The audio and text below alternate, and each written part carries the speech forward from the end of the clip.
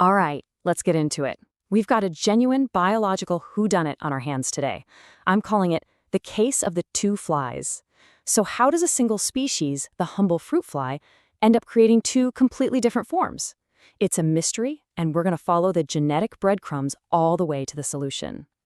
And here are our subjects. On one hand, the male Drosophila melanogaster, and on the other, the female. And let me tell you, the differences are way more than just skin deep. We're talking about totally distinct physical features. You know, like the male's special sex comb?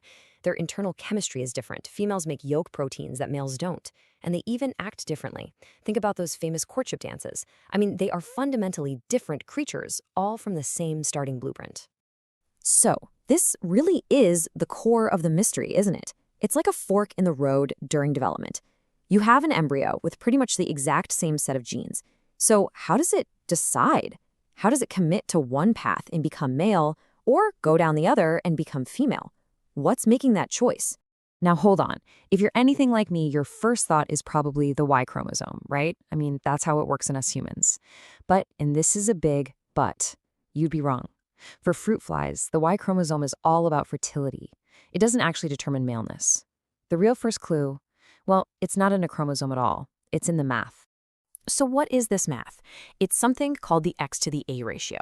It's actually pretty simple. The cell literally counts the number of X chromosomes it has and then divides that by the number of sets of all its other chromosomes, the ones we call autosomes. And that one number, that simple ratio, is the primary signal that kicks off this entire incredible process. And what's so wild is just how consistent this is. I mean, check this out. A standard female, she's got 2 X chromosomes and 2 sets of autosomes. So 2 divided by 2, that's a ratio of 1.0.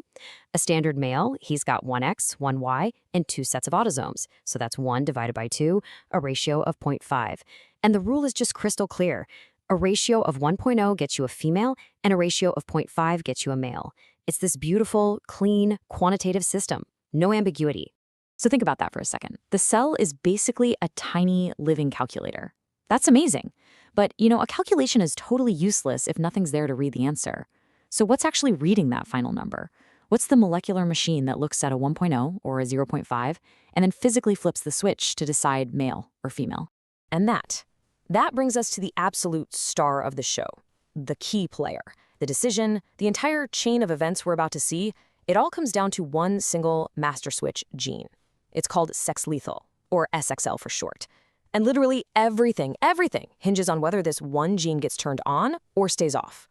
Okay, so how does the cellular math actually work to flip that switch?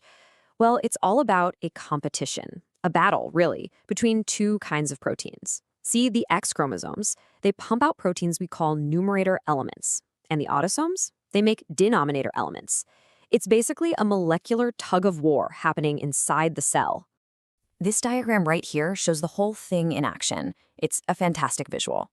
We're going to break this down piece by piece in just a second. But you can already get the main idea, right? Look at the female side versus the male side.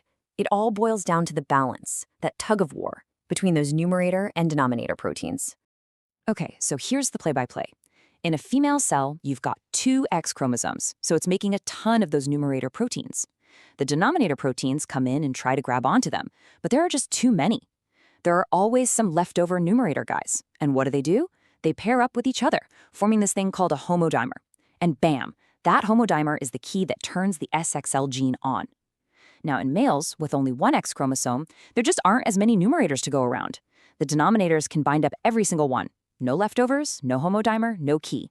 The SXL switch stays off. It's that simple.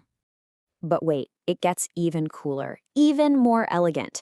Once that first little bit of SXL protein gets made in a female embryo, it doesn't just, clock out for the day. Its very first job is to set up a feedback loop to make sure the SXL gene stays on for the rest of the fly's entire life. It's a brilliant bit of engineering. And it does this using a process called alternative RNA splicing. The best way to think about it is that the SXL protein is like a little molecular editor. In females, that first bit of protein comes along and binds to the new SXL RNA messages, and it's like a proofreader, making sure they're spliced together perfectly to create a full working protein. But in males, there's no SXL protein to do the editing, so the RNA gets spliced in a different way, a default way, that leaves in a premature stop sign. The protein-making machinery hits that stop sign and boom, it stops, creating a useless, non-functional protein. It's a perfect self-sustaining on switch. All right, let's recap.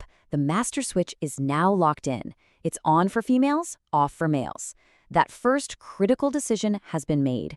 And now the real fun begins. A whole cascade of genetic dominoes starts to topple, one right after the other. And this is what will ultimately build the final fly. So let's follow these dominoes, shall we? First, you have SXL, our master switch. When it's on, the SXL protein controls how the RNA from the next gene is spliced. That gene is called transformer, or just TRA for short. Then, the working TRA protein, which, remember, only gets made in females, goes and controls the splicing of the next gene in the line, double sex, or DSX. You see? It's a perfect top-down chain of command. And this is where we hit another huge fork in the road, this time for the body's cells. So because females have that active TRA protein, their double-sex RNA gets spliced in a special way to create a female-specific protein, which we call DSXF. But males don't have TRA, so their double-sex RNA gets spliced in the default way, making a male-specific protein, DSXM. You get it? It's one gene, but two totally different proteins come out, and the decision goes all the way back to that first SXL switch. And these two proteins, DSXF and DSXM, they're the final architects. They are the construction bosses on the ground floor. They're what we call transcription factors, which is just a fancy way of saying they go around the nucleus and flip other genes on or off. So the female version, DSXF, its main job is to shut down all the genes that would build male parts.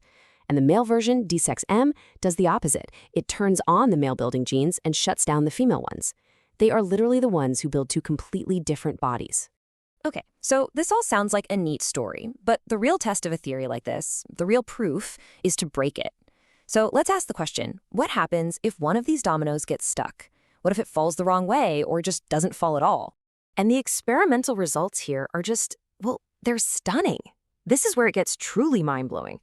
So you take a fly that is genetically female. It has two X chromosomes, that 1.0 ratio we talked about, and you just break one gene. You mutate the transformer gene so it can't make any working TRA protein. And what happens? That XX fly, which should be a female, develops into a male. A sterile male, sure, because it still needs the Y chromosome for fertility, but physically, it's a male. I mean, that is just incredible proof of this whole cascade. It shows that TRA is the absolute linchpin. If you take it away, the whole system defaults to the male pathway, completely ignoring the chromosomes. And just when you think you've seen it all, there's one more layer. This whole cascade, it doesn't just control the physical body. That same TRA protein also controls the splicing of another gene, this one called fruitless. Now in males, where there's no TRA, the fruitless gene gets spliced into a version that basically acts as the director for the entire complex male courtship ritual, the whole song and dance routine they do. So this one genetic switch doesn't just control form, it controls function and even complex behavior. And just like that, we are right back where we started. We began with this image, with the mystery of the two flies, but now we know the secret. We've cracked the case. It all starts with a simple bit of math, a ratio of chromosomes. That ratio flips a single master switch, which sets off a domino cascade of RNA editing, which puts two totally different architects in charge, who then build two completely different flies. And that really makes you think, doesn't it? If a system this elegant, this logical, can control something as fundamental as whether an animal is male or female, what other complex parts of life are built this way? I mean, everything from the shape of a bird's wing to the intricate wiring of our own brains. Could they also be governed by these kinds of beautiful, step-by-step genetic programs, just waiting for us to figure them out?